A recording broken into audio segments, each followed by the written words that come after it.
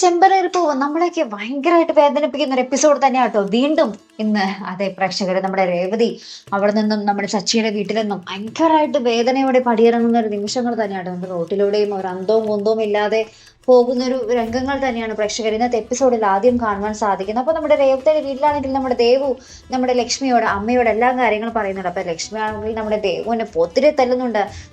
നിനക്കിപ്പോ സമാധാനമായല്ലോ, നിന്റെ ചേച്ചിയുടെ ജീവിതം കൊണ്ട് തുളച്ചപ്പോൾ സമാധാനമായല്ലോ, അവൻ കണ്ടില്ലേ അവന്റെ കാര്യം കഴിഞ്ഞപ്പോൾ നിങ്ങൾ രണ്ടുപേരും കറിവേപ്പില പോലെ ആക്കിയില്ലേ എന്നൊക്കെ പറഞ്ഞ് നമ്മുടെ ലക്ഷ്മി നമ്മുടെ ദേവുവിനെ പൊത്തിരൊക്കെ ഇട്ട് തല്ലുന്നുണ്ട്. ആ ഒരു സമയത്താണ് നമ്മുടെ രേവതി കയറി വന്നിട്ട് അപ്പൊ രേവതി പറയുന്നുണ്ട്, എന്നെ എന്നേക്കുമായ ഒരു വീട്ടിൽ നിന്നും ഇറക്കി വിട്ടമ്മേ, ഇനി എനിക്ക് സച്ചിയേട്ടനുമായിട്ട് ഒരു ജീവിതം ഇനി ഉണ്ടാകില്ല എന്ന് പറഞ്ഞ് പൊട്ടിക്കരയുന്നൊരു ദൃശ്യങ്ങളുണ്ട്. അപ്പൊ നമ്മുടെ ലക്ഷ്മിക്കാണെങ്കിൽ ഭയങ്കര സങ്കടമാവുന്നുണ്ട്. ഇവര് ഭയങ്കരമായിട്ട് സ്നേഹിച്ച് സന്തോഷിച്ച് ജീവിച്ചു വന്നതാണ്. അതിനിടയിൽ വീണ്ടും എന്താ പറയുക, അപ്രതീക്ഷിതമായിട്ട് ഇടിപെട്ട് പോലെയാണ് ഈ ഒരു പ്രശ്നം ഓർക്കാപ്പുറത്ത് കടന്നു വന്നത് കേട്ടോ. അങ്ങനെ നമ്മുടെ സച്ചിൻ രേവതിനെ എന്നേക്കുമായിട്ട് പിരിയുന്ന ഒരു നിമിഷങ്ങൾ തന്നെയാണ് കാണുവാൻ സാധിച്ചത് കേട്ടോ. അതിന് പിന്നാലെ നമ്മുടെ ശ്രീകാന്ത് ഇങ്ങനെ ഭയങ്കരമായിട്ട് ഡിസ്റ്റർബ്ഡ് ആണ്. അപ്പോൾ വർഷയാണെങ്കിൽ ഒരു ഫസ്റ്റ് നൈറ്റിന്റെ ഒരുക്കങ്ങളിലാണ്. പൂ മേടിക്കണം, ഫ്രൂട്ട്സ് മേടിക്കണം, അത് മേടിക്കണം, ഇത് മേടിക്കണം. അപ്പൊ ശ്രീകാന്തിന് പുറത്തേക്ക് വിളിക്കുക, നമുക്ക് വേണ്ടി ആരും ഇതൊക്കെ ഒരുക്കി തരാനില്ല, നമ്മൾ തന്നെ നമുക്ക് ഇതൊക്കെ ഒരുക്കണം എന്നൊക്കെ പറഞ്ഞിട്ട് നമ്മുടെ വർഷ വേറൊരു മൂഡില്. നമ്മുടെ ശ്രീകാന്ത് ആണെങ്കിൽ വീട്ടിലത്തെ കാര്യവും ഇടതിയുടെ കാര്യം അച്ഛന്റെ കാര്യമൊക്കെ ആലോചിച്ചിട്ട് ആകപ്പാടെ മനസ്സ് ഭയങ്കര ഡിസ്റ്റർബ്ഡ് ആയിട്ടിരിക്കുക. അപ്പൊ നമ്മുടെ വർഷ പറയുമ്പോൾ ഇങ്ങനെ ഇക്കാര്യങ്ങൾ നമുക്ക് പുറത്തു പോകണം, നമുക്ക് ഇന്നെങ്കിലും നമ്മുടെ ജീവിതം ആരംഭിക്കണ്ടേ, ഇന്നെങ്കിലും നമ്മുടെ ഫസ്റ്റ് നൈറ്റ് ഒക്കെ ആവണ്ടേ എന്നൊക്കെ പറഞ്ഞ് നമ്മുടെ വർഷ പറയുമ്പോൾ നമ്മുടെ ശ്രീകാന്ത് പറയുന്നുണ്ട്, എനിക്ക് ഒരു ആഗ്രഹം ഉണ്ടായിരുന്നു എല്ലാവരുടെ അനുഗ്രഹത്തോടെ കല്യാണം നടക്കുന്നത്, ഒന്നും നടന്നില്ല, എൻ്റെ ഭയങ്കരമായിട്ടുള്ളൊരു വിവാഹമായി പോയി എന്നൊക്കെ പറയുന്നുണ്ട്, നടക്കാൻ പാടില്ലായിരുന്നു വിവാഹം എന്നൊക്കെ പറഞ്ഞ് നമ്മുടെ ശ്രീകാന്ത് മടുപ്പ് പോലെ പറയുന്നുണ്ട്. അപ്പൊ നമ്മുടെ വർഷയ്ക്കാണെങ്കിൽ ആകെ സങ്കടവും, നിനക്ക് ഈ കല്യാണം നടന്നതിൽ ഒട്ടും സന്തോഷമില്ല അല്ലേ, നിനക്കിപ്പോഴും വീട്ടിലെ പ്രശ്നങ്ങൾ ഓർത്താണല്ലേ സങ്കടം എന്നൊക്കെ പറഞ്ഞിട്ട് വർഷയും കുറെ ഡയലോഗ് അടിക്കുന്നുണ്ട്. ശേഷം നമ്മുടെ ശ്രീകാന്ത് വർഷയെ പറഞ്ഞ് രണ്ടുപേരും കൂടി ഇങ്ങനെ സംസാരിച്ച് ലാസ്റ്റ് ശ്രീകാന്തും ഇച്ചിരിയൊക്കെ ഓക്കെ ആകും. അപ്പൊ നമ്മുടെ വർഷ പറയുന്നുണ്ട്, നിനക്കിപ്പോൾ ഫസ്റ്റ് നൈറ്റ് വേണമെങ്കിൽ വേണ്ട, പിന്നീട് നീ ഓക്കെ ആകുമ്പോൾ മതി, അതിൽ എനിക്ക് ഒരു പ്രശ്നവുമില്ല, നിന്നെ മനസ്സിലാക്കാൻ എനിക്ക് സാധിക്കില്ലേ എന്നൊക്കെ പറഞ്ഞ് നമ്മുടെ വർഷയും കൂളാവുന്നുണ്ട്. അപ്പുറത്താണെങ്കിൽ അപ്പൊ ശ്രീകാന്ത് എന്നാ ഞാനിപ്പോ എനിക്ക് പോയി ഫുഡ് ഉണ്ടാക്കി തരാന്നൊക്കെ പറഞ്ഞ് ശ്രീകാന്ത് പോകുന്നുണ്ട്. അപ്പൊ അവരുടെ ജീവിതം ഏകദേശം എന്താ പറയാ തട്ടിമുട്ടിയും അടുക്കപ്പടിക്കയും ഇങ്ങനെ കൂളായിട്ട് തന്നെയാണ് പോകുന്നത്. ജീവിതം ഇല്ലാതായത് ആർക്കാണ്? നമ്മുടെ രേവതിക്ക് അല്ലെ.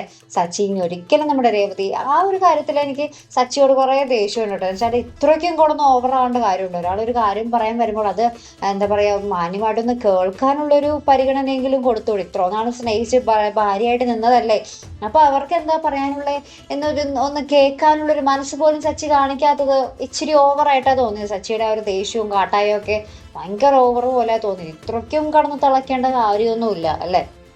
സ്വന്തം ഭാര്യ അറ്റ്ലീസ്റ്റ് സ്വന്തം ഭാര്യയ്ക്ക് എന്താ പറയാനുള്ളത് എന്തെങ്കിലും കേൾക്കാനുള്ള ഒരു പരിഗണന നമ്മുടെ രേവതിയോട് സച്ചിക്ക് കാണിക്കാമായിരുന്നു എന്നാട്ടെ എൻ്റെ ഒരു അഭിപ്രായം. നിങ്ങൾക്ക് എന്താ തോന്നുന്നത്? സച്ചിയുടെ ഈ ഒരു കാട്ടായൊക്കെ ഇത് വേണ്ടതാണോ, അല്ലെങ്കിൽ ഇത് ഇച്ചിരി ഓവറാണോ? നിങ്ങൾക്ക് എന്താ തോന്നുന്നത്? അത് മറക്കാതെ ഒന്ന് കമന്റ് ചെയ്തേക്കണേ, എനിക്കും അറിയാനാണ് നിങ്ങളുടെയൊക്കെ ഒരു അഭിപ്രായം കേട്ടോ. അപ്പൊ എന്തായാലും അങ്ങനത്തെ കുറച്ച് നിമിഷങ്ങൾ തന്നെയായിട്ട് ഇന്നത്തെ എപ്പിസോഡില്. അപ്പുറത്താണെങ്കിൽ നമ്മുടെ വർഷയുടെ അച്ഛനും ഭയങ്കര സങ്കടത്തിൽ നിൽക്കുന്നു. ആ ഒരു നിമിഷമാണ് നമ്മുടെ റോഷൻ അച്ഛനുമായിട്ട് നമ്മുടെ വർഷയുടെ വീട്ടിലേക്ക് കടന്നു വരുന്ന ഒരു നിമിഷം വരുന്ന കേട്ടോ.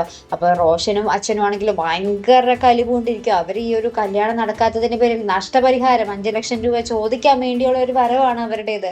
ആ ഒരു വരവാണ് നമ്മുടെ ഇന്നത്തെ എപ്പിസോഡ് എന്തെങ്കിലും കാണുവാൻ സാധിക്കുന്ന കേട്ടോ. അപ്പൊ ഇനി ഭൂകമ്പങ്ങൾ ഇനി വരാനിരിക്കുന്നതേ ഉള്ളൂ. ഒന്നിനു പറയും ഒന്നായിട്ട് ഇങ്ങനെ ഇരിക്കുന്നതേ ഉള്ളൂ. ആകപ്പാട് നമ്മുടെ പ്രതീക്ഷ നമ്മുടെ രവീന്ദ്രൻ, നമ്മുടെ സച്ചിയുടെ അച്ഛൻ നമ്മുടെ രേവതിക്ക് പറയാനുള്ളത് ഒന്ന് കേൾക്കുമായിരിക്കും. അദ്ദേഹം ഒന്ന് രേവതിയെ മനസ്സിലാക്കി തിരികെ വിളിക്കുമായിരിക്കും. അല്ലെങ്കിൽ രേവതിക്ക് മിക്കവാറും ഒരു വിശേഷമൊക്കെ ആയിട്ട് ഇരിക്കുന്ന ഒരു സമയമായിരിക്കും. കാരണം നമ്മുടെ സച്ചിൻ രേവതി ഭയങ്കര സ്നേഹത്തിലായിരുന്നല്ലോ. ഇനി അങ്ങനെയും ഒരു സാധ്യതയുണ്ട്. രേവതി പ്രഗ്നന്റ് ആയിരിക്കാം ഓൾറെഡി. അങ്ങനെ നമ്മുടെ സച്ചിയിലേക്ക് വീണ്ടും നമ്മുടെ രേവതി തിരിച്ചു വരുമെന്ന് വരാം. അപ്പൊ എന്തായാലും കുറച്ച് ഈ 2 സാധ്യതകൾ മാത്രമാണ്. ഒന്നല്ലെങ്കിൽ അച്ഛൻ തിരികെ വിളിക്കണം, അല്ലെങ്കിൽ നമ്മുടെ രേവതി പ്രഗ്നന്റ് ആയിരിക്കാം. അങ്ങനെ സച്ചി രേവതിയോട് അടുക്കണം. അപ്പൊ ഈ ഒരു 2 സാധ്യതകൾ മാത്രമേ നമ്മുടെ സച്ചിൻ രേവതി ഒന്നിക്കാൻ ഉള്ളൂ കേട്ടോ. അപ്പൊ എന്തായാലും നമുക്ക് നോക്കാം ഈ കഥ എങ്ങനെയായിരിക്കും പോകാൻ പോകുന്നതെന്ന്. അപ്പൊ ഇതുപോലെ പ്രൊമോ റിവ്യൂസിനും എപ്പിസോഡ് റിവ്യൂസിനും ഒക്കെ നിങ്ങൾ മറക്കാതെ ചാനൽ സബ്സ്ക്രൈബ് ചെയ്യുക. അടുത്തൊരു വീഡിയോയുമായി വരുന്നത് വരയ്ക്കും ഗുഡ് ബൈ.